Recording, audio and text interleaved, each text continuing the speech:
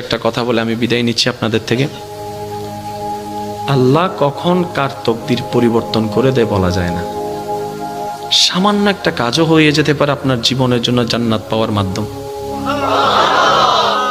পৃথিবীর অনেক বড় বড় পাপীদেরকে আল্লাহ মাফ করে দিয়েছেন, এমন রেকর্ডও এবার একটু শুনেন।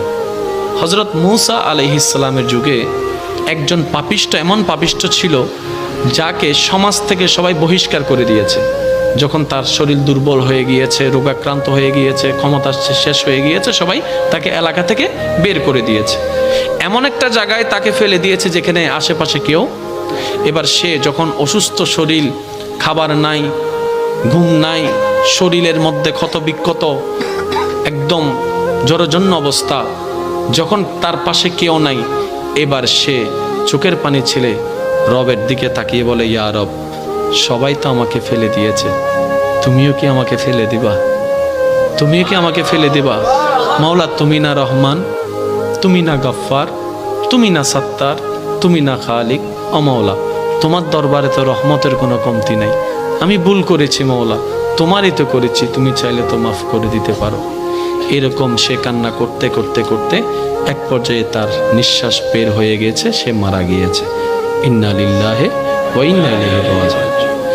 অন্যদিকে আল্লাহ তাআলা মূসা নবীকে বললেন, হে মূসা, তুমি অমুক জায়গায় যাও, ওইখানে আমার একজন বান্দা মারা গিয়েছে, তুমি তাকে সুন্দরভাবে গোসল টোসল করিয়ে আমি আল্লাহর দেওয়া বিধান মোতাবেক তাকে দাফন করে আসুন। তো যেহেতু মূসা নবী আল্লাহর নির্দেশ পেয়েছেন, কোন মূসা নবী? যিনি নবী, জলিলুল কদর একজন নবী। উনি ওই এলাকায় গিয়ে যখন খুঁজতে লাগলেন মানুষটাকে, সবাই বললেন, আপনি একজন নবী, এরকম গুনাহগারকে আপনি খুঁজেন কেন?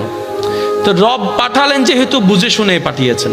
এখন আয়েশা দেখে যে সবাই ওটার বিপক্ষে, কাহিনী তো মিলে না, ব্যাপারটা কি? যেহেতু রবের হুকুম এসেছে, কারো কথা শোনার কোনো দরকার নেই। এবার উনি গিয়ে সমস্ত কাজকর্ম করে আল্লাহর দেওয়া বিধান মোতাবেক ওনাকে দাফন করলেন। এবার মনে মনে প্রশ্নটা রবকে করলেন, ইয়া রব, সবাই তাকে পাপী বলছে, কিন্তু তুমি আমার মতো একজন নবীকে দিয়ে তাকে গোসল দেওয়াইলা, নিশ্চয় তার তো কোনো কাজ তোমার পছন্দ হয়েছে। রব বলে, এলাকার মানুষ যা বলছে সব সত্য, সে অনেক পাপী, সেটা সত্য, কিন্তু সে মৃত্যুবরণ করার আগে আমাকে এত সুন্দরভাবে ডেকেছে, এত মায়া করে ডেকেছে, এত ভালোবাসা নিয়ে আমার নামকে ডেকেছে এবং আমার কাছে স্যালেন্ডার করেছে, আমি রব মালিক ইয়াউমিদ্দিন, আমি মালিক। তার সারা জীবনের গুনাহকে খুশি হয়ে ক্ষমা করে দিয়েছে। সুবহানাল্লাহ।